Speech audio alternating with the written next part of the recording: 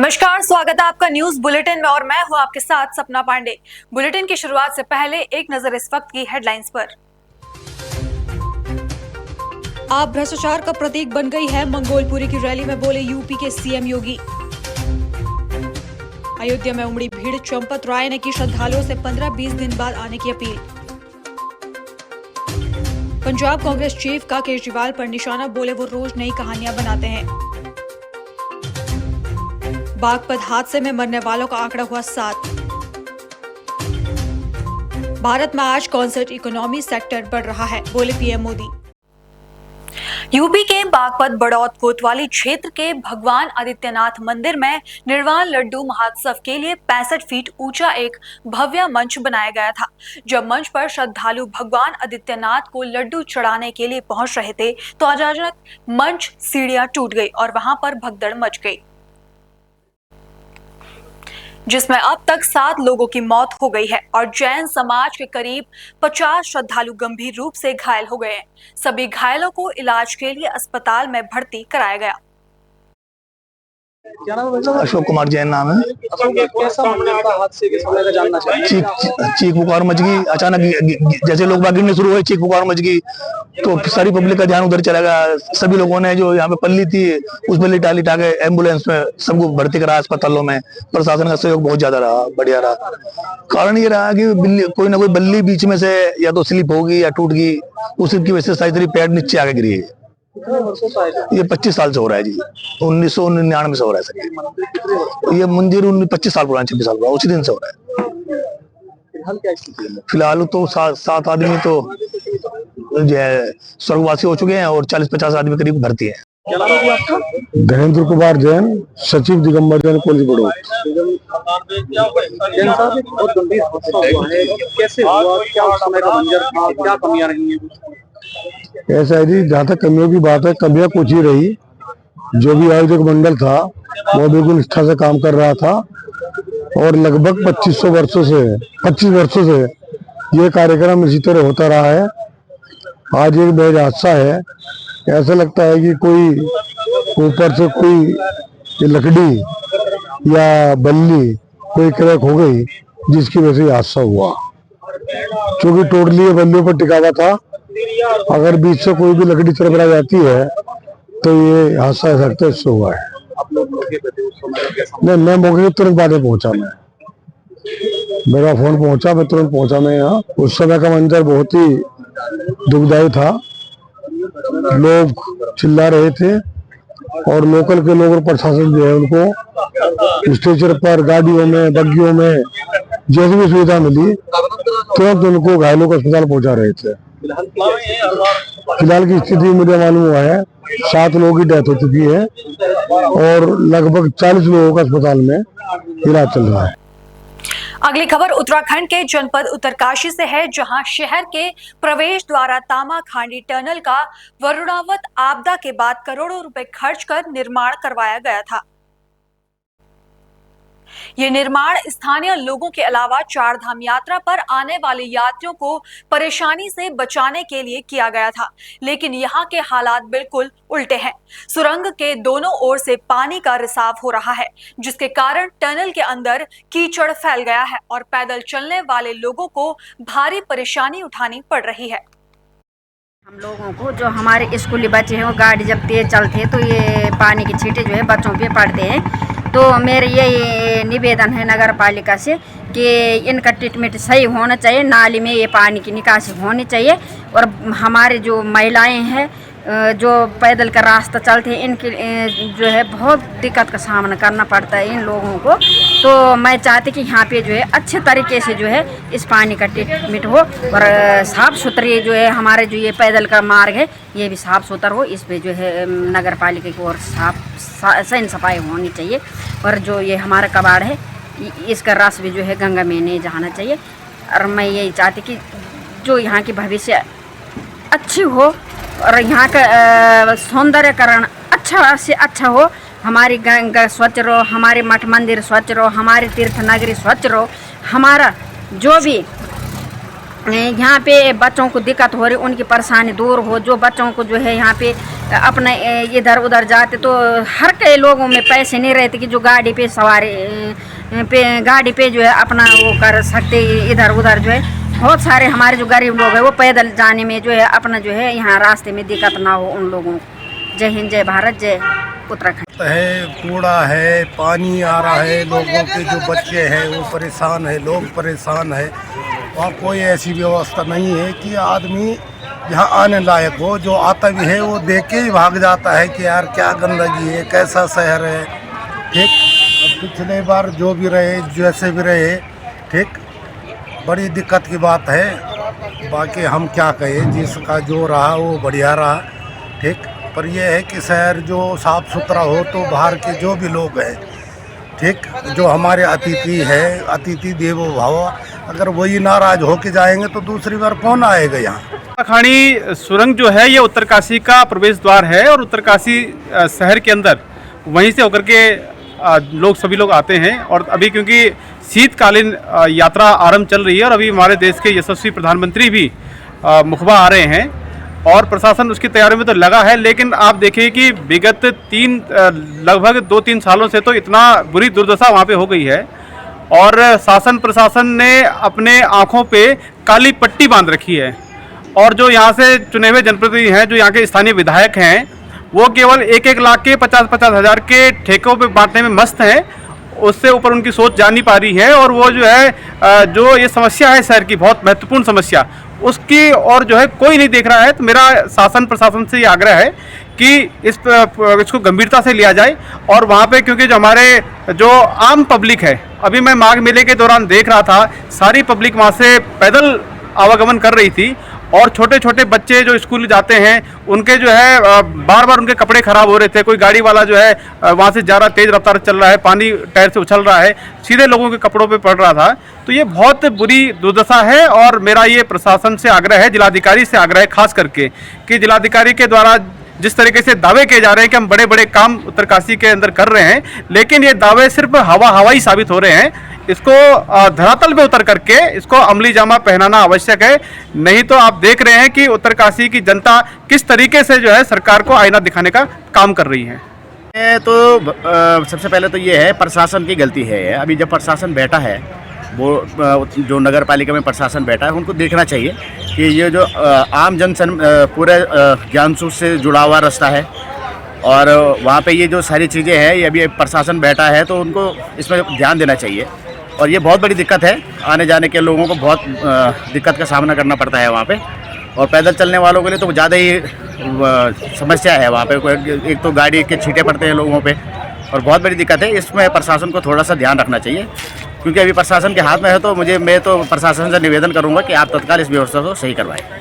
सुरंग जो है, जब से कूड़े का जो ढेर है वो सुरंग के बाहर वाले स्थान पर लगता है, तब से जो है तामाखानी सुरंग का प्रयोग जो है बहुत अधिक हो रहा है। मतलब उसी का ही प्रयोग होता है क्योंकि वही एक आवाजाही का हमारे पास एक रास्ता है।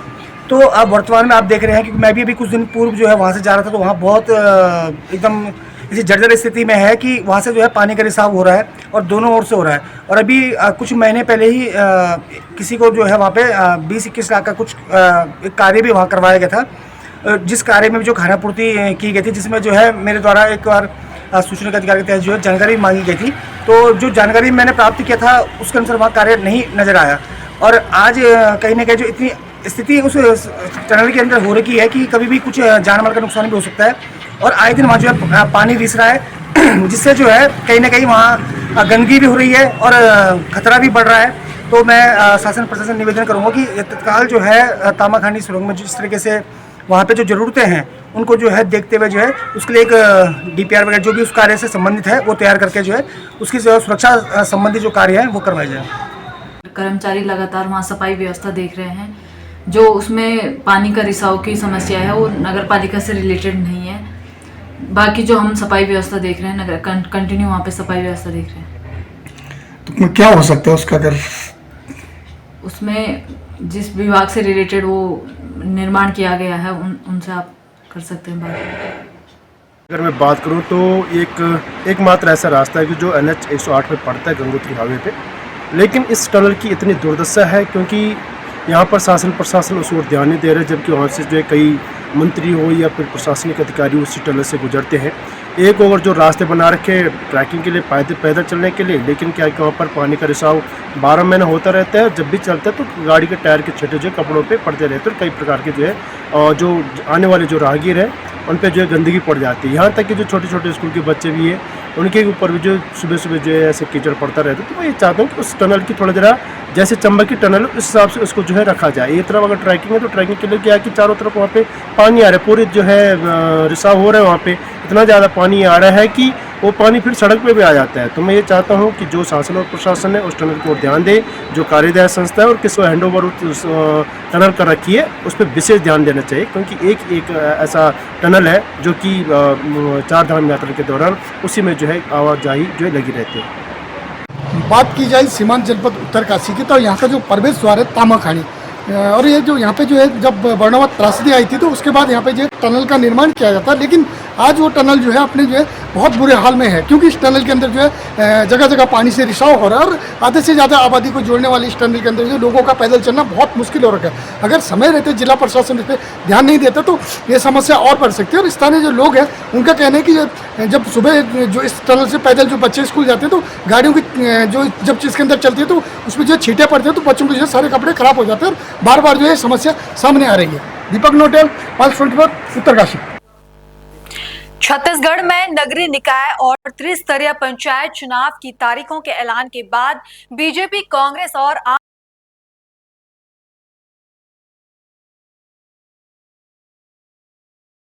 ने चुनाव में को महापौर बनाया है। कांग्रेस ने प्रमोद दुबे को प्रत्याशी घोषित किया है।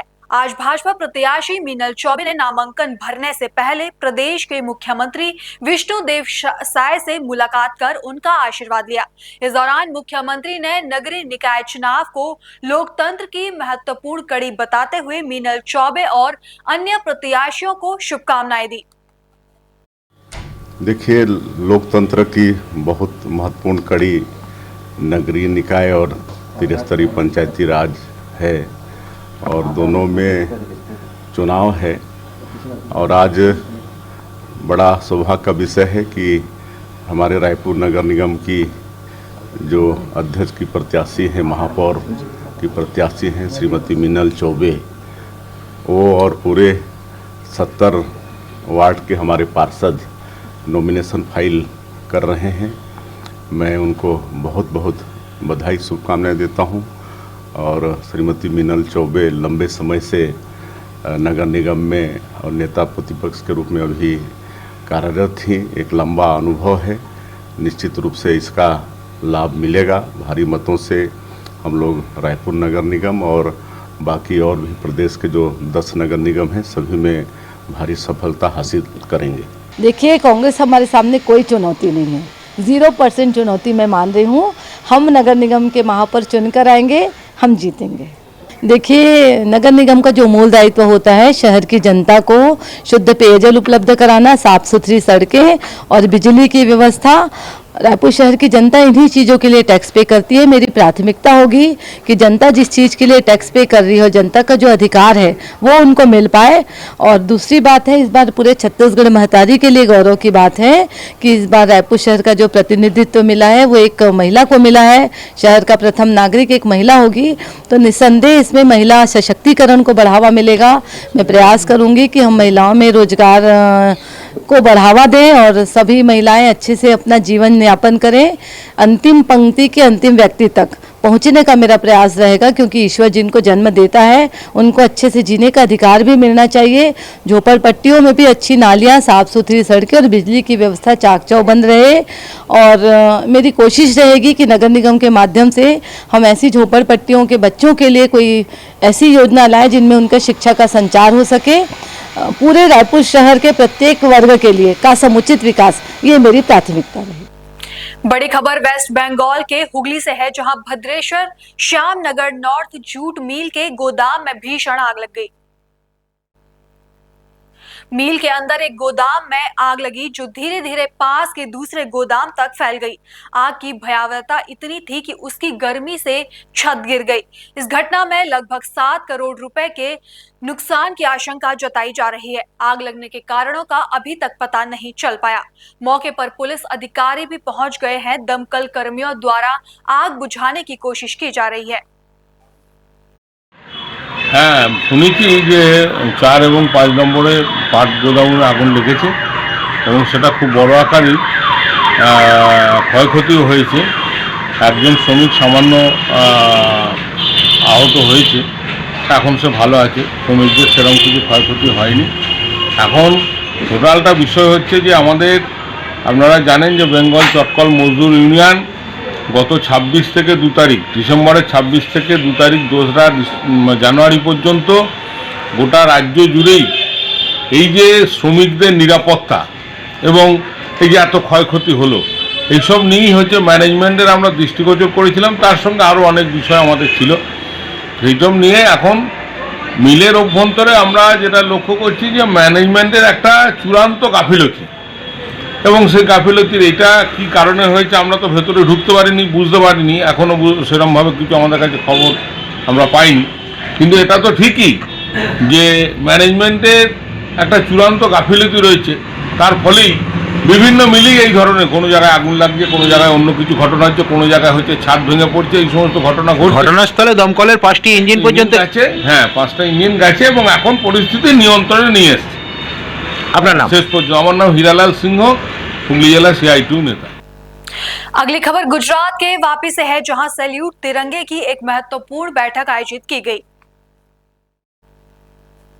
इस बैठक में कई महत्वपूर्ण निर्णय लिए गए और कई नए पदाधिकारियों की नियुक्ति की गई। बैठक में राष्ट्रीय अध्यक्ष श्री राजेश भाई झा का फूलों और शॉल से स्वागत किया गया। नमस्कार, जय हिंद, वंदे मातरम। मैं राजेश झा, राष्ट्रीय अध्यक्ष सैल्यूट तिरंगा संगठन। जैसा कि आपको पता है, सैल्यूट तिरंगा संगठन एक राष्ट्रवादी संगठन है जो देश में 28 राज्यों में और विदेश में 15 देशों में हम लोग संगठन को राष्ट्रवाद के लिए कार्य कर रहे हैं। आज हम गुजरात के वापी शहर में हैं। हमारे साथ राष्ट्रीय महामंत्री उत्तम भाई पटेल, प्रदेश अध्यक्ष हमारे साथ हैं। अंबालाल जी हमारे महामंत्री प्रदेश के उपाध्यक्ष हैं। आज हम लोगों ने ये मीटिंग विशेष रूप से इसलिए रखा है कि संगठन को हम लोग को तेजी से लेकर आगे बढ़ना है, जिसके लिए हम लोगों ने आज धनेश पटेल जी को यहाँ वापी में युवा का प्रदेश अध्यक्ष नियुक्त किया है। साथ ही हम लोग कुछ महिलाओं को भी यहाँ पर जिम्मेवारी दे रहे हैं महिला मोर्चा के लिए। और अंबेलाल जी, और चूंकि प्रभारी हमारे उत्तम भाई पटेल हैं, तो हम लोगों का ये कोशिश है कि आज की बैठक के बाद गुजरात में संगठन को पूरे राष्ट्रवाद के लिए तेजी से बढ़ाना, हर जिले तक संगठन को लेके जाना, गांव में गांव प्रमुख बनाना और युवा को आगे लेके आना। हमारा युवा जो है, हमारे प्रधानमंत्री जी बोलते हैं ये युवाओं का देश है, 65% युवा है। तो सैल्यूट तिरंगा संगठन भी राष्ट्रवाद की सोच रखती है। हम लोग भी युवा को प्रमोट करना चाहते हैं, इसलिए युवा का प्रदेश अध्यक्ष धनेश जी को बनाकर ये उम्मीद करते हैं कि आने वाले 3 से 6 महीने के अंदर पूरे जिले के अंदर संगठन को स्थापित करेंगे और युवाओं, महिलाओं को और सभी को लेकर हम लोग एक सशक्त संगठन बनाने के उद्देश्य से ही आज यहाँ पर हम लोग ये कार्यक्रम रखे। इस कार्यक्रम के लिए सफलतापूर्वक आयोजन के लिए उत्तम भाई पटेल, अंबालाल जी, हमारे प्रदेश के महामंत्री, प्रदेश के उपाध्यक्ष एवं तमाम लोगों को बहुत बहुत धन्यवाद करता हूँ। जय हिंद, जय भारत। अगली खबर महाराष्ट्र के अकोला से है, जहां साधुओं के भेष में तेंदुए का शिकार कर उनकी खाल की तस्करी की जा रही है। तेंदुए की खाल बेचने की कोशिश करने वाले 3 लोगों को अकोला के अकोट से गिरफ्तार किया गया है। पुणे कस्टम यूनिट ने तेंदुए की खाल को बेचने के पैटर्न का खुलासा किया है। सदरील बिबटची कातडी विक्री करत असताना रंगेहात 2 आरोपीला पकडण्यात आलेले होतं। सदरील एक आरोपीला परत सापळा रचून एक आरोपी त्या टीममध्ये सामील असताना त्यांना देखील पकडण्यात आलेलं होतं।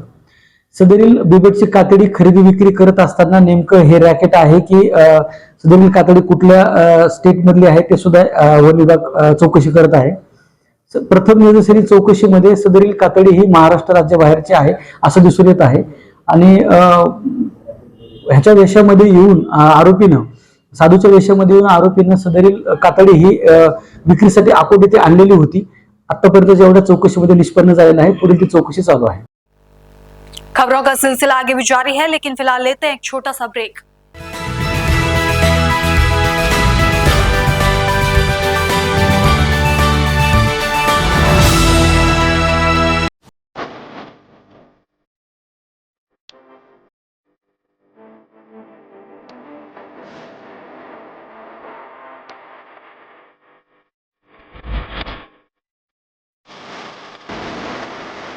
अड़तीसवीं राष्ट्रीय खेल उत्तराखंड सिल्वर जुबली ईयर संकल्प से शिखर तक शुरू हो रहा है 28 जनवरी से 14 फरवरी तक। उत्तराखंड में होने वाले 38वें राष्ट्रीय खेल के उद्घाटन समारोह में विशेष प्रमुख सचिव खेल एवं युवा कल्याण उत्तराखंड शासन द्वारा आपको सादर आमंत्रित किया जाता है। मुख्य अतिथि माननीय प्रधानमंत्री नरेंद्र मोदी, उत्तराखंड के राज्यपाल लेफ्टिनेंट जनरल गुरमीत सिंह और मुख्यमंत्री पुष्कर सिंह धामी सहित कई गणमान्य व्यक्तियों की गरिमामयी उपस्थिति में इस समारोह का शुभारंभ किया जाएगा। रोजगार डेवलपर्स, अ यूनिट ऑफ रोजगार डेवलपर्स एंड प्राइवेट लिमिटेड। घर वहीं जहां हो आपका भरोसा। पिछले 15 सालों से आपके सपनों का घर हमारी प्रतिबद्धता। रोजगार डेवलपर्स का पता है शिमला बाईपास रोड, गणेशपुर, देहरादून। रोजगार डेवलपर्स से संपर्क करने के लिए अभी डायल कीजिए 9897054026 पर या 8433207910 पर।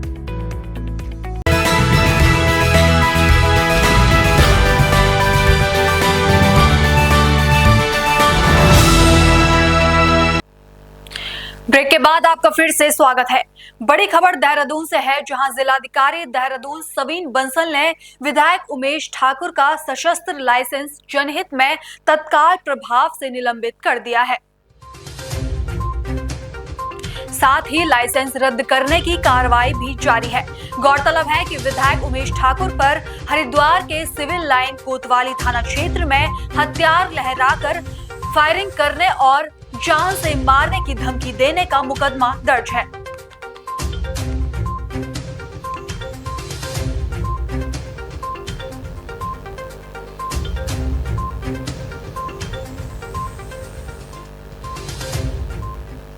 गणतंत्र दिवस के उपलक्ष्य में सर्वजातीय पंचायत के अध्यक्ष सतपाल राणा ने ग्रामीण हलके में कई कार्यक्रम में पहुंचकर ध्वजारोहण किया, जिसमें Purvanchal Jan Sahyog Samiti, Rajput Dharamshala, Panipat Victor public school, Shivnagar व सर्वजातीय पंचायत के प्रत्याशी भोला उर्फ वकील के कार्यालय में झंडा फहरा करने गणतंत्र दिवस धूमधाम से मनाया गया। खबर उत्तराखंड के देहरादून से है, जहां मुख्यमंत्री पुष्कर सिंह धामी ने सोमवार को मुख्य सेवक सदन देहरादून में आयोजित कार्यक्रम में कुल 530 चयनित अभ्यर्थियों को नियुक्ति पत्र वितरित किए। मुख्यमंत्री ने 352 महिलाएं एएनएम और उत्तराखंड वन विकास निगम के 178 स्केलर के पदों पर चयनित अभ्यर्थियों को नियुक्ति पत्र वितरित किए। इस अवसर पर मुख्यमंत्री ने कहा कि उत्तराखंड के लिए यह कालखंड रोजगार का कालखंड रहा है। अगली खबर कर्नाटक के हुबली से है, जहां जिला प्रभारी मंत्री संतोष लाड ने शहर में बोलते हुए कहा कि श्री रामुलु एक अभेद मित्र है। मैंने रामुलु से बात नहीं की है, लेकिन अगर रामुलु कांग्रेस में शामिल होते हैं तो उनका स्वागत किया जाएगा। ಸಿದ್ದರಾಮಯ್ಯ ಮೂಡ ಕೇಸ್ ಅಂತ ಪಟ್ಟಂಗೆ ಸರ್ ಸಿಬಿಐಗೆ ಹಸ್ತಾಂತರಿಸಲ್ಪಟ್ಟಂಗೆ ಆದೇಶವನ್ನು ಕಾಯ್ದಿರಿದೆ ಸರ್ ಹೈಕೋರ್ಟ್ ಸರ್ ನೋಡೋಣ. ನನ್ನ ಪ್ರಕಾರ ನಂಬಿಕೆ ಇದೆ, ನ್ಯಾಯಾಂಗದ ನಂಬಿಕೆ ಇದೆ. ಸಿದ್ದರಾಮಯ್ಯ ಅವರ ವಿರುದ್ಧವಾಗಿ ಏನಿದೊಂದು ಷಡ್ಯಂತ್ರ ನಡೆಸ್ತಾ ಇದ್ದಾರೆ, ಖಂಡಿತವಾಗ್ಲೂ ಮೊನ್ನೆ ನಡೆದಿರ್ತಕ್ಕಂಥ ಈ ವಾದ ವಿವಾದದಲ್ಲಿ ನಮಗೆ ಜಯ ಆಗುತ್ತೆ ಅಂತ ನನ್ನ ನಂಬಿಕೆ ಇದೆ. ನಮ್ಮ ರಾಷ್ಟ್ರೀಯ ಅಧ್ಯಕ್ಷರು ಹೇಳಿದಂತ ಹೇಳಿಕೆ ಬಹಳ ಚರ್ಚೆಗೆ ಕಾರಣ. ಏನು ನಿನ್ನೆ ಗಂಗಾ ಸ್ನಾನ ಮಾಡಿದಂಥದ್ದು ಎಷ್ಟೇ ಪಾಪ ನಿಮ್ಮ ಪಾಪ ತೊಳೆಯಲ್ಲ ಅಂತ ಹೇಳಿದ್ರು ಅಮಿತ್ ಶಾ ಮತ್ತು ಮೋದಿ ಅವರು. ಅಲ್ಲ, ಅವ್ರು ಹೇಳಿರ್ತಕ್ಕಂಥದ್ರಲ್ಲಿ ಸತ್ಯನೇ ಇದೆ. ಯಾಕಂದ್ರೆ ಪಾಪ ಮಾಡಿ ಹೋಗಿ ಗಂಗಾ ಸ್ನಾನ ಮಾಡಿದ ತಕ್ಷಣ ಪಾಪ ತೊಳೆಯಂಗಿಲ್ಲ, ಆತ್ಮಾವಲೋಕನ ಮಾಡ್ಕೊಂತಕ್ಕಂಥ ವಿಷಯದಲ್ಲಿ ಆ ಸಂದರ್ಭದಲ್ಲಿ ಹೇಳಿರ್ಬೋದು ಅವರು. ಸೊ ಪಾಪ ಏನಂತಂದ್ರೆ ಈ ದೇಶದ ಆರ್ಥಿಕ ವ್ಯವಸ್ಥೆಯನ್ನ ಮೂಲೆಗುಂಪಾಗಿರ್ತಕ್ಕಂಥದ್ದು 50% ಈ ದೇಶದಲ್ಲಿ ಇರ್ತಕ್ಕಂಥ ವೆಲ್ತ್, 50% ಇರ್ತಕ್ಕಂಥ ಈ ದೇಶದ ಆಸ್ತಿ ಕೇವಲ 1% ಜನರಿಗೆ ಹೋಗಿದೆ. ಕಾರಣ ಯಾರು? ಇವತ್ತು ಸಣ್ಣ ಸಣ್ಣ ಉದ್ಯಮಿದಾರರು ಅವ್ರ ಪರಿಸ್ಥಿತಿಗಳು ಹೋಗಿ ನೋಡ್ತಾರೆ, ಯಾರನ್ನ ಬಿಜೆಪಿ ಯಾರನ್ನ ಮಾತನಾಡ್ತಾರೆ ಇದ್ರ ಬಗ್ಗೆ. ಮತ್ತೆ ಇವೆಲ್ಲ ಪಾಪಗಳಲ್ಲ. ಪಾಲಿಸಿ ದೇಶದ ಹಾಳು ಮಾಡಿ ಜನಕ್ಕೆ ಅಧೋಗತಿಗೆ ಒಯ್ದು ನೀವು ಬರೇ ಟಿವಿನಲ್ಲಿ ಮಿಂಚಿಕೊಂಡು ಬರೇ ಭಾಷಣಗಳು ತೋರಿಸ್ಕೊಳ್ತಿದ್ರೆ ಮತ್ತೆ ಇದು ಪಾಪ ಅಲ್ವಾ? If you done any wrong ಪಾಲಿಸಿಯಿಂದ ದೇಶ ಹಾಳಾಗುತ್ತೆ. ನೀವು ಮಿಂಚ್ಕೋಬಹುದು, ನಿಮಗೆ ಡಿಫೆಂಡ್ ಮಾಡಕ್ಕೆ ನಿಮಗೆ ಎಲ್ಲ ಹಿಂದ್ಗಡೆಯಿಂದ ಮೀಡಿಯಾ ತೋರಿಸ್ಕೊಂಡು ನೀವು ಡಿಫೆಂಡ್ ಮಾಡ್ಕೊಂತ ಹೋಗ್ರಿ. ಬಟ್ ವಾಸ್ತುಸ್ಥಿತಿ ಏನಿದೆ? ಇವತ್ತು ಸ್ಮಾಲ್ ಸ್ಕೇಲ್ ಇಂಡಸ್ಟ್ರಿ ಬಗ್ಗೆ ಯಾರನ್ನ ಮಾತಾಡ್ತಾರ? ಇವತ್ತು 2 ಲಕ್ಷ ಕಿರಾಣಿ ಅಂಗಡಿ ಮುಚ್ಚೋಗಿದಾವೆ, ಇದ್ರ ಬಗ್ಗೆ ಮಾತನಾಡ್ತಾರೆ ಯಾರನ್ನ? 2 ಲಕ್ಷ ಕಿರಾಣಿ ಅಂಗಡಿ ಯಾಕೆ ಮುಚ್ಚೋಗಿದಾವೆ ದೇಶದಲ್ಲಿ? ಯಾರು ಮಾತಾಡ್ಬೇಕು ಯಾರು ಇದ್ರ ಬಗ್ಗೆ? ಏನಿಲ್ಲ, ಸುಮ್ಮನೆ ಹೇಳೋದು, ಹೋಗ್ಬಿಡೋದು, ಟಿವಿಯಾಗ ತೋರಿಸ್ಕೊಂಡು ದಿನ ಬೆಳಿಗ್ಗೆ ಮಿಂಚ್ಕೊಳ್ಳೋದು. ಮತ್ತೆ ಇದು ಪಾಪ ಅಲ್ಲ? ಮತ್ತೆ ರಾಹುಲ್ ಗಾಂಧಿ ಹೇಳೋದು ಕರೆಕ್ಟ್ ಇದೆ. ನೀವೇನು ಪಾಪ ಮಾಡಿದಿರಿ? ಖರ್ಗೆ ಅವ್ರ ಸಾಹೇಬ್ರು ಏನ್ ಹೇಳಿದ್ದಾರೆ, ಈ ಪಾಪ ನೀವೇನು ಮಾಡಿದ್ರೆ ಅದು ಪಾಪ ಹಿಂದೆ ಬಂದೇ ಬರ್ತತೆ. ಪಾಪ ಮಾಫಿ ಆಗಲ್ಲ ರೀ, ಪಾಪ ಮಾಫಿ ಆಗಲ್ಲ. ಯಾಕಂದ್ರೆ ಈ ದೇಶಕ್ಕೆ ಅವ್ರು ಮಾಡಿರ್ತಕ್ಕಂಥದ್ದು ಏನಿದೆ, ಇನ್ನೊಂದು 2 ವರ್ಷ ತಡ್ರಿ ಗೊತ್ತಾಗತ್ತೆ. ಅದು ಹೇಳ್ತಾ ಇದೀವಲ್ಲ, ಮೊದಲನೇ ಮೂಲಭೂತ ಚರ್ಚೆ ಈ ದೇಶದ ಸಾಲದ ಬಗ್ಗೆ ಚರ್ಚೆ ಆಗ್ಬೇಕು. ಯಾಕೆ ಮಾತಾಡಬಾರ್ದು? ಪ್ರತಿಯೊಬ್ಬರು ಬಿಜೆಪಿ ಮುಖಂಡರು ಈ ದೇಶದ ಸಾಲದ ಬಗ್ಗೆ ಮಾತನಾಡ್ಬೇಕು. ಈ ದೇಶದ ಸಾಲ ನಾವು 100 ಸಲ ಗಟ್ಟಿಯಾಗಿ ಹೇಳ್ತಾ ಇದೀವಿ, ಬಹಳ ಪ್ರಮುಖವಾದಂತ ಇಶ್ಯೂ ಇದೆ. ಯಾರು ಮಾತಾಡ್ತಿಲ್ಲ ಇದ್ರ ಬಗ್ಗೆ? 1947 2014 ಇಸ್ವಿವರೆಗೆ ಈ ದೇಶದ ಸಾಲ 55 ಲಕ್ಷ ಕೋಟಿ. ಇವಾಗ ಎಷ್ಟಿದೆ? 220 ಲಕ್ಷ ಕೋಟಿ ದೇಶದ ಸಾಲ ಇದೆ. ಯಾರು ಉತ್ತರ ಯಾರು ಕೊಡ್ಬೇಕಿದು? ಈಗ ಪ್ರತಿಯೊಬ್ಬ ಹಿಂದೂದು ಗಂಗೆಯಲ್ಲಿ ಸ್ನಾನ ಮಾಡಿದ್ರೆ ಪಾಪ ಕರ್ಮಗಳು ಇದಾಗ್ತದೆ. ಅದನ್ನ ಆ ಒಂದು ಭಾವನೆಗೆ ಧಕ್ಕೆ ತರುವಂತ ಹೇಳಿ ಗೊತ್ತಿಲ್ಲಪ್ಪ, ಅದ್ರ ಬಗ್ಗೆ ನನಗೆ ಗೊತ್ತಿಲ್ಲಪ್ಪ. ಅದ್ರ ಬಗ್ಗೆ ನೀವು ಹೆಂಗನ ವಿಶ್ಲೇಷಣೆ ಮಾಡ್ಕೊಳ್ಳಿ. ನಾನು ಅದ್ರ ಬಗ್ಗೆ ಮಾತಾಡಕ್ ಹೋಗಲ್ಲ. ನಾನೊಬ್ಬ ಪ್ರೌಢ ಹಿಂದೂ ಇದ್ದೇನೆ, ನಾನು ಆ ಸೆಂಟಿಮೆಂಟ್ ಬಗ್ಗೆ ಮಾತಾಡಕ್ ಹೋಗಲ್ಲ. ಅವ್ರು ಹೇಳಿರ್ತಕ್ಕಂಥದ್ದು ಏನಿದೆ, ಅಮಿತ್ ಶಾ ಅವ್ರದ್ದು, ಮೋದಿ ಅವ್ರದ್ದು ಪಾಪ ಏನಿದೆ, ಅದು ಯಾವತ್ತು ಎಲ್ಲಿ ಹೋದ್ರು ಕೂಡ ತೊಳೆಯಕ್ ಆಗಲ್ಲ ಅಂತ ಹೇಳ್ತಕ್ಕಂಥ ನಾನು. ಅದು ಮೂಢ ವಿಚಾರವಾಗಿ ಈ ಕೇಸನ್ನು ಸಿಬಿಐ ವರ್ಗಾವಣೆ ಮಾಡ್ಬೇಕಂತ ಹೇಳಿ ಬಿಜೆಪಿ ನಾಯಕರ ಆರೋಪ. ಅಂದ್ರೆ ಲೋಕಾಯುಕ್ತ ಸಂಸ್ಥೆ ರಾಜ್ಯ ಸರ್ಕಾರದ ಅಧೀನದಲ್ಲಿ ಕೆಲಸ ಮಾಡ್ತಿರ್ತದೆ. ಹಂಗಿದ್ರೆ ಸಿಬಿಐ ಕೂಡ ಸೆಂಟ್ರಲ್ ಗೌರ್ಮೆಂಟ್ ಅಂಡರ್ ಅಲ್ಲಿ ಕೆಲಸ ಮಾಡ್ತಿರ್ತಕ್ಕಂಥದ್ದು ಒಂದು ಸಂಸ್ಥೆ. ಅಲ್ಲಿ ಏನಿದೆ, ಒಂದು ಮೇಲೆ ಲೋಕಪಾಲ್ ಇದೆ, ಲೋಕಪಾಲ್ ಸಂಸ್ಥೆಗೆ ಏನು ಗೌರವಿಸ್ಬೇಕು, ಹಂಗೆ ನಾವಿಲ್ಲಿ ನಮ್ಮ ಲೋಕಾಯುಕ್ತಗೆ ಸಲ್ಲಿಸ್ಬೇಕಂತ ನಮ್ಮ ವಾದ ಇರತಕ್ಕಂಥದ್ದು. ಇದು ಹೆಂಗಿದ್ರು ನ್ಯಾಯಾಂಗದಾಗಿದೆ ಈಗ. ಸೊ ಅದು ಏನ್ ಚರ್ಚೆ ಆಗುತ್ತೆ ಏನಿಲ್ಲ, ಆಲ್ರೆಡಿ ಡಿಬೇಟ್ ಆಗ್ಬಿಟ್ಟಿದೆ, ವಾದ ವಿವಾದಗಳು ಆಗ್ಬಿಟ್ಟಿದ್ದಾವೆ. So will have to wait. ನಾನು ಅದ್ರ ಬಗ್ಗೆ ಮಾತಾಡೋದಾಗ ಅರ್ಥನೇ ಇಲ್ಲ. ಸರ್, ಈಗ ತಮ್ಮ ಜಿಲ್ಲೆಯಲ್ಲಿ ಈಗಾಗಲೇ ಬಿಜೆಪಿಯಲ್ಲಿ ಒಳ ರಾಜಕೀಯ ಹೆಚ್ಚಾಗಿರುವಂಥದ್ದು. ಇವತ್ತು ವಿಜೇಂದ್ರ ಅವರು 45 RSS ಸಂಘ ಸಂಸ್ಥೆಗಳ ಸಮನ್ವಯ ಸಭೆ ಧಾರವಾಡದಲ್ಲಿ ನಡೆಸ್ತಾ ಇದ್ದಾರೆ. ಸರ್, ಮಾಡ್ಬೋದ್ರಿ. ಈಗ ಅವ್ರು ಏನ್ ಮಾಡ್ತಾರೆ, ಅವ್ರು ಏನೇನು ಮಾಡ್ಬೋದು, ಅದಕ್ಕೆ ನಾನು ಹಿಂಗೆ ಉತ್ತರ ಕೊಡಿ. Let him do it. ಈಗ ಏನಾಗಿದೆ,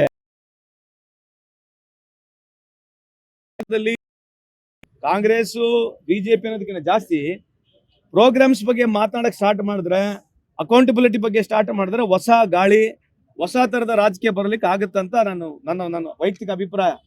ಮೊನ್ನೆ ತಾನೇ 76ನೇ ವರ್ಷದ ಗಣರಾಜ್ಯೋತ್ಸವವನ್ನು ಆಚರಣೆ ಮಾಡಿದ್ದೀವಿ. ಎಲ್ಲ ಯಂಗರ್ ಜನರೇಷನ್ ಕೈ ಮುಗಿದು ಕೇಳ್ಕೊಳ್ತೀನಿ, ಕಾಂಟ್ರವರ್ಸಿಗಳು, ಈ ವಾಟ್ಸಪ್ ಯೂನಿವರ್ಸಿಟಿಗಳು, ಈ ಟಿವಿಗಳು ಏನು ಹೇಳ್ತಾವೆ ಅದನ್ನೇ ಫೈನಲ್ ಆಗಿ ಸಾಧ್ಯನೇ ಇಲ್ಲ.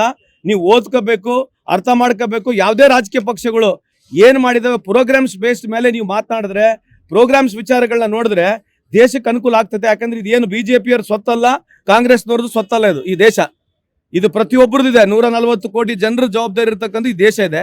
ಅವರಿಗೆ ನಾವು ಮನವರಿಕೆ ಮಾಡಬೇಕು.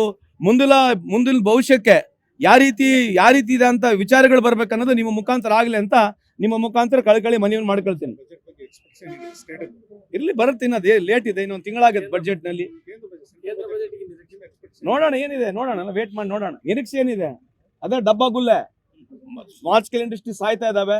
ಅದೇ ಹೇಳ್ತಿದೀವಲ್ರಿ. ನಾನು ನಿಮಗೆ ಒಂದೇ ಒಂದು ಉದಾಹರಣೆ ಕೇಳೋದು, ಇಲ್ಲಿವರೆಗೆ ಸ್ಮಾಲ್ ಸ್ಕೇಲ್ ಇಂಡಸ್ಟ್ರಿ ದೇಶದಲ್ಲಿ ಏನಾಗಿದೆ ಅಂತ ಯಾರು ಮಾತನಾಡ್ತಾರ? ಯಾಕೆ ಮಾತನಾಡಬಾರ್ದು? ಬರೋದು ಅದೇ ಹಿಂದೂ ಮುಸ್ಲಿಮು ಹಿಂದೂ ಸೆಂಟಿಮೆಂಟ್ಸ್ಗಳು ಬಿಟ್ರೆ ಈ ದೇಶದಲ್ಲಿ ಇಲ್ಲಿವರೆಗೆ ಏನೇನಾಗಿದೆಯಾ? ಹೋಗ್ಲಿ, ಎಷ್ಟು ಹಿಂದೂಗಳು ಬಡತನ ರೇಖೆಯಿಂದ ಹೊರಗೆ ಬಂದಿದ್ದು ಯಾರನ್ನ ಮಾತನಾಡ್ತಾರ? ನೀವು ಹಿಂದೂ ಅಲ್ವಾ? ನಮ್ಮ ಅಕ್ಕಪಕ್ಕ ಮನೆಗೆಲ್ಲ 100 ಮನೆಗಳಿದ್ರೆ 75-80 ಮಂದಿ ಹಿಂದೂಗಳಿದಾವೆ. ಏನ್ ಚೇಂಜ್ ಆಗೈತೆ? ನೀವು ಅದನ್ನೇ ಪ್ರಶ್ನೆ ಕೇಳ್ಬೋದಲ್ಲ. ನೀವು ಕೇಳಿ, ಸರ್ ಹಿಂದೂ ಪರ ಬೆಳಗ್ಗಿನ ಸಾಯಂಕಾಲ ಮಾತನಾಡ್ತೀರಿ, ಇದು ಹಿಂದೂ ದೇಶನೇ, ಹಿಂದೂ ರಾಷ್ಟ್ರನೇ, ಹಿಂದೂಸ್ತಾನ ಅಂತ ನೀವು ಹೇಳ್ತೀರಿ. ಏನಾಗಿದೆ ಇದರದ್ದು? ಎಲ್ಲದ ಹಿಂದೂಗಳದ್ದು ಏನನ್ನ ಹೇಳ್ತಾರ? ಡೀಟೇಲ್ಸ್ ಅನ್ನು ಕೊಡ್ತಾರ? ಇವತ್ತು ಪಾರ್ಲಿಮೆಂಟ್ ನಲ್ಲಿ ಒಂದು ಟೋಟಲ್ ಡೀಟೇಲ್ ಇದೆ, GDP ಡೀಟೇಲ್ ಇದೆ. ಅದ್ರ ಬಗ್ಗೆ ಬರ್ತಾರ ಸ್ಪಷ್ಟೀಕರಣ ಕೊಡ್ತಾರಾ? GDPಯ ಗ್ರೋತ್ ಬಗ್ಗೆ ಯಾವ್ಯಾವ ಸಮಾಜಗಳು ಎಷ್ಟೆಷ್ಟು ಆರ್ಥಿಕವಾಗಿ ಮುಂದೆ ಬಂದಿರತಕ್ಕಂತ ಒಂದು ರಿಪೋರ್ಟ್ ಇದೆ, ಅದ್ರ ಬಗ್ಗೆ ಚರ್ಚೆ ಮಾಡ್ತಾರೆ ಕೇಳಿ ನೋಡ್ರಿ. ನೀವು ನೋಡ್ರಿ, ಇದು ಏನೋ ಅವ್ರ ಪಿಕ್ಚರ್ ಹೊಂಟತೆ ಓಡ್ಲಿ ಅಷ್ಟೇ. ಯಾರಪ್ಪ ಅಂದೇನೋ ಎಲ್ಲ ಮಂದಿ ಜಾತ್ರೆ ಅಂತ ನಂಗೆ ಪಿಕ್ಚರ್ ಹೊಂಟತ್ ಬಿಜೆಪಿ ಅವ್ರದ್ದು. ದೇಶದ ಆರ್ಥಿಕ ಪರಿಸ್ಥಿತಿ ಇವತ್ತು ಅದು ಗಗನಕ್ಕೆ ಹೋಗಿದೆ, ಗಗನಕ್ಕೆ. ಇಲ್ಲಿ ಕಾಮನ್ ಮ್ಯಾನಿಗೆ ಬದುಕತಕ್ಕಂಥ ಸಾಧ್ಯತೆನೇ ಇಲ್ಲ. ಮಿಡಲ್ ಕ್ಲಾಸ್ ಫ್ಯಾಮಿಲಿ ಅಂತೂ ಹೇಳಂಗಿಲ್ಲ. ಎಲ್ಲರಿಗಿಂತ ಜಾಸ್ತಿ ಸಣ್ಣ ಕೈಗಾರಿಕೆ ಕಳೆದ 11 ವರ್ಷದಿಂದ 1 ರೂಪಾಯಿನೂ ಸಾಲ ಮನ್ನಾ ಆಗಿಲ್ಲ. 1 ರೂಪಾಯಿ ಯಾವ್ದನ್ನ ಸಣ್ಣ ಕೈಗಾರಿಕೆಗೆ ಸಾಲ ಮನ್ನಾ ಆಗಿದೆಯಾ? ಸಣ್ಣ ಕೈಗಾರಿಕೆ ಬಗ್ಗೆ ಎಲ್ಲ ಪಾಲಿಸಿ ಮೇಕಿಂಗ್ ನಲ್ಲಿ ಇದೆಯಾ? ಯಾವ್ದನ್ನ ಪಾಲಿಸಿ ಬಗ್ಗೆ ಮಾತನಾಡ್ತಾರಾ? ಮೇಕ್ ಇನ್ ಇಂಡಿಯಾ ಅಂತ ಹೇಳ್ತಾರೆ. ಮೇಕ್ ಇನ್ ಇಂಡಿಯಾದಲ್ಲಿ ಏನಾಗಿದೆ ಇವತ್ತು? ಚೈನಾ ಒಂದು ಟಿಕ್ಟಾಕ್ ಆಪ್ ನೀವು ಸ್ಟಾಪ್ ಮಾಡಿದ್ರಿ. ಇವತ್ತು 3 ವರ್ಷದ ಹಿಂದೆ ಜಪಾನ್ ಪ್ರೈಮ್ ಮಿನಿಸ್ಟರ್ ಬಂದಿದ್ರು ಈ ದೇಶಕ್ಕೆ. ಇದು ಅಫಿಷಿಯಲ್ ಎಲ್ಲ, ಬಟ್ ಒಂದು ಜೋಕ್ ತರ ಹೇಳ್ತಾ ಇದೀನಿ. ಜಪಾನ್ ಪ್ರೈಮ್ ಮಿನಿಸ್ಟರ್ ಬಂದಾಗ ಮೋದಿ ಅವರು ನಮಗೆ ಬುಲೆಟ್ ಟ್ರೈನ್ ಬೇಕಂತ ಬಹಳ ಒತ್ತಡವನ್ನು ತರ್ತಾ ಇದ್ರು. ಜಪಾನ್ ಪ್ರೈಮ್ ಮಿನಿಸ್ಟರ್ ಕರ್ಕೊಂಡು ಎಲ್ಲಾ ಕಡೆ ಹೋದ್ರು ಮೋದಿ ಅವರು.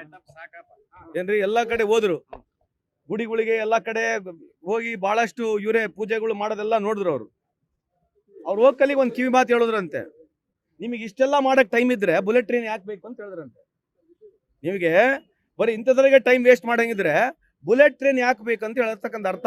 ಇವ್ರು ದಿನಾ ಬೆಳಿಗ್ಗೆ ಎದ್ರೆ ಇವರೇ ಪೂಜೆ ಮಾಡೋದು, ಇವರೇ ಮಂಗಳಾರತಿ ಮಾಡೋದು, ಇವರೇ ದರದ ಬಗ್ಗೆ ಮಾತನಾಡೋರಿಗೆ ಮತ್ತೆ ಬುಲೆಟ್ ಟ್ರೈನ್ ಯಾಕೆ ಬೇಕು?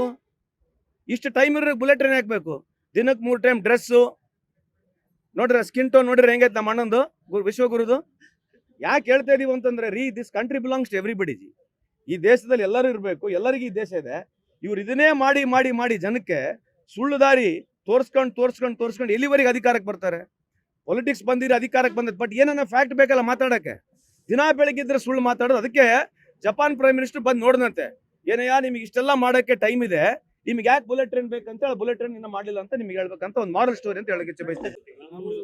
ರಾಮ್ಲೋರ್ ಜೊತೆ ನಾನು ವೈಯಕ್ತಿಕವಾಗಿ ಮಾತನಾಡಿಲ್ಲ. ನೀವು ಕೇಳಿರ್ತಕ್ಕಂಥ ಪ್ರಶ್ನೆಗೆ ನಾನು ಉತ್ತರ ನೀಡಿದ್ದೇನೆ. ರಾಮ್ಲೋರ್ ಬಂದ್ರೆ ನಾನು ವೈಯಕ್ತಿಕವಾಗಿ ಸ್ವಾಗತ ಮಾಡ್ತೀನಿ. Is one of the most humble human being, there is no doubt about it. ನಾನು ಸರ್ಟಿಫಿಕೇಶನ್ ಕೊಡಕ್ಕೆ ಯಾರಲ್ಲ, ನನ್ನ ವೈಯಕ್ತಿಕ ಅಭಿಪ್ರಾಯದಲ್ಲಿ is one of the most humble human being, is a good human soul, is a wonderful friend of mine. ಎಲ್ಲರೂ ನನಗೆ BJP ಎಲ್ಲರೂ ಸ್ನೇಹಿತರಿದ್ದಾರೆ. Is also one of very good friend of mine. ಅವ್ರು ನಮ್ಮ ಪಾರ್ಟಿಗೆ ಬಂದ್ರೆ ನಾನು ವೈಯಕ್ತಿಕವಾಗಿ ಸ್ವಾಗತ ಮಾಡ್ತೀನಿ. ನಾನು ಸ್ವಾಗತ ಮಾಡ್ತೀನಿ ರೀ. ಅದೇನ್ ರಕ್ತ ಕಂಬಳಿ ಅವೆಲ್ಲ ಏನ್ರಿ, ಸ್ವಾಗತ ಮಾಡ್ತೀವಿ ಅಷ್ಟೇ. ನಮಗೆ ಯಾವ್ದು ಟಾಸ್ಕ್ ಇಲ್ಲ. ನಮ್ಮ ಪಾರ್ಟಿ ಏನಂತಂದ್ರೆ 1, 2, 3 ಆಲ್ ಇಂಡಿಯಾ ಫ್ರೀ ಇದ್ದಂಗೆ. ನಮ್ದು ಹೆಂಗಂದ್ರೆ ನಮ್ ಸಿಟಿ ಬಸ್ ಇದ್ದಂಗೆ, ಎಲ್ಲ ಕಡೆ ಬಾಗ್ಲ ಓಪನ್ ಐತೆ. ಹೆಂಗನಾತು ಡಬಲ್ ಡೆಕ್ಕರ್ ಬಸ್ ಇದ್ದಂಗೆ ನಮ್ಮ ಪಾರ್ಟಿ. ಅದು ಅವ್ರ ಅಭಿಪ್ರಾಯ. ಎರಡು ಸೇಮ್ ರೀ. ದ್ವಾರಕ್ ಬಾಗ್ಲು ಓಪನ್ ಇದಾವೆ, ಹತ್ಬೋದು ಇಳಿಬಹುದು. ನಮ್ಮ ಪಾರ್ಟಿಗೆ ಏನಂತದೇ ಅಂತ ತೊಂದ್ರೆ ಇಲ್ಲ. अगली खबर उत्तर प्रदेश के गोंडा से है, जहां पुलिस की बड़ी कार्रवाई देखने को मिली। पुलिस अधीक्षक गोंडा विनीत जायसवाल के आदेश पर संगठित गिरोह बनाकर अपराध करने वालों के खिलाफ गैंगस्टर अधिनियम के अंतर्गत अपराध पंजीकरण कर उनका मकान, भूमि आदि की जब्तीकरण की कार्रवाई की गई। अवगत कराना है कि जनपद गोंडा के दानेपुर पुलिस द्वारा कल दिनांक 27 जनवरी 2025 को 2 अपराधियों के विरुद्ध गैंगस्टर 14(1) की कार्रवाई के तहत उनकी संपत्ति जब्तीकरण की कार्रवाई की गई है, जिसमें कुल 1,09,00,000 रुपए की संपत्ति जब्त की गई है, जिसमें 3 मकान और 5 मोटरसाइकिल शामिल हैं। इन दोनों अपराधियों के विरुद्ध आगे भी संपत्ति के चिन्हीकरण एवं जब्तीकरण की कार्रवाई निरंतर जारी रहेगी। उत्तर प्रदेश के जनपद की स्वाट टीम व थाना पिलखुआ पुलिस ने संयुक्त कार्रवाई करते हुए बंद मकान और दुकानों में चोरी करने वाले गिरोह का पर्दाफाश करते हुए 4 शातिर चोरों को गिरफ्तार किया है, जिनके कब्जे से पुलिस ने 28,500 रुपए नकदी, भारी मात्रा में चोरी किए हुए पीले और सफेद धातु के आभूषण, 3 LED टीवी, घटना में प्रयुक्त ई-रिक्शा, औजार और अवैध असला बरामद किया है। देखिए, स्वाट टीम और थाना पिलखुआ की जॉइंट ऑपरेशंस पे पिछले कुछ दिनों से जो चोरियां हो रही थी उनका खुलासा हुआ है। एक गैंग को वर्कआउट करने में सफलता प्राप्त करी है और इनसे कुछ बरामदगी हुई है और काफ़ी चोरियों का खुलासा जो कि पिलखुआ क्षेत्र में हुई थी और 2 चोरियां ऐसी जो हापुड़ क्षेत्र में हुई थी, अभी तक उनका खुलासा इसमें हो पाया है। चूँकि समय कम था, अभी इनको प्रस्तुत करना है माननीय न्यायालय के सामने, इसलिए अभी और डिटेल में बात इनसे जो है इसकी सारी कड़ियाँ जोड़कर करी जाएंगी। इसमें बरामदगी हुई है और ये 4 इसमें अभियुक्त गिरफ्तार हैं। इसमें 3 थाना पिलखुआ क्षेत्र के रहने वाले हैं और 1 इसमें गाजियाबाद का रहने वाला है। इन सभी से जो है काफ़ी संख्या में काफ़ी मात्रा में बरामदगी हुई, जैसा कि आप लोग देख पा रहे हैं। इनके ऊपर गैंगस्टर की और जो अन्य कार्रवाइयाँ जो होती हैं निरोधात्मक वो कार्रवाई की जाएगी। सर ज्वेलरी कहाँ बेचते थे, क्या सुनार को भी गिरफ्तार किया गया है? जी हाँ, सुनार को गिरफ्तार किया गया है। ज्वेलरी बेचने के प्रमाण मिले हैं और उस पर उनकी कुछ बरामदगी भी हुई। कितनी घटनाओं का सर नाम रखूंगा? 5 घटनाएं थाना पिलखुआ की और 2 घटनाएं थाना कोतवाली नगर की इन लोगों ने कबूल करी। इनका नाम हुआ। क्या इनसे बरामद हुआ है सर? इनसे काफ़ी है, जैसे आप सब देख रहे हैं, काफ़ी ज्वेलरी है, कुछ कैश बरामद की है, तमंचे हैं और इस तरह की जो चीज़ें चोरी हुई। एक LED भी बरामद हुई है, तीन LEDs बरामद है। मोडस ऑपरेंडी इनका ये था कि शाम के समय रैकी करते थे और रैकी करने के बाद में रात्रि में जा करके उन जगहों को जाकर दोबारा से देखते थे और जो ताले लोगों घरों में लगे होते थे उनको तोड़ देते थे। रात के कोहरे का और रात में चूँकि जाड़े में लोग सो जाते हैं जल्दी, उसका फ़ायदा उठा करके मोटरसाइकिलों से जाते थे और उसके बाद में ई-रिक्शा को मंगा करके उसमें सामान ले करके फरार। 4 ही लोग हैं या अन्य लोग भी हैं? अन्य लोगों के बारे में भी जानकारी मिल रही है, उनकी गिरफ्तारी करते हुए आगे कार्रवाई की जाएगी। कुछ इनाम भी दिया जा रहा है सर पुलिस को? हाँ, मेरे द्वारा संस्तुति की जाएगी। इसमें 20,000 रुपये के नाम की संस्तुति पुलिस अधीक्षक महोदय को की जाएगी। इस गिरोह का सर सरगना कौन था? क्या सरगना गिरफ्तार हो गया है? उसकी गिरफ्तारी शेष है? हाँ, ये शाहरुख नाम का व्यक्ति है जिस गिरोह का सरगना है, वो गिरफ्तार है। पूछताछ में सर क्या पता पड़ पाया सुनार के संपर्क में कितने चोर थे? ये 2 लोग तो बिल्कुल लगातार सुनार के संपर्क में ही रहे हैं, इसमें ये जानकारी हुई है। लेकिन जैसा कि मैंने आपसे बोला कि इसमें और जैसे हम इनसे और पूछताछ करेंगे और हमको जो है इसमें और कड़ियाँ खुलती चली जाएगी। फिलहाल बुलेटिन में इतना ही। देश और दुनिया की तमाम खबरें देखने के लिए बने रहिए पल्स 24 न्यूज के साथ। नमस्कार।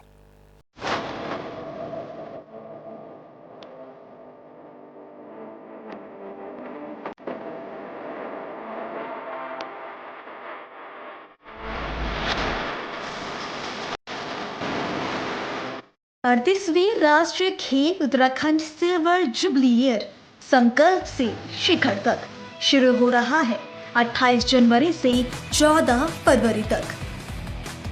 उत्तराखंड में होने वाले 38वें राष्ट्रीय खेल के उद्घाटन समारोह में विशेष प्रमुख सचिव खेल एवं युवा कल्याण उत्तराखंड शासन द्वारा आपको सादर आमंत्रित किया जाता है।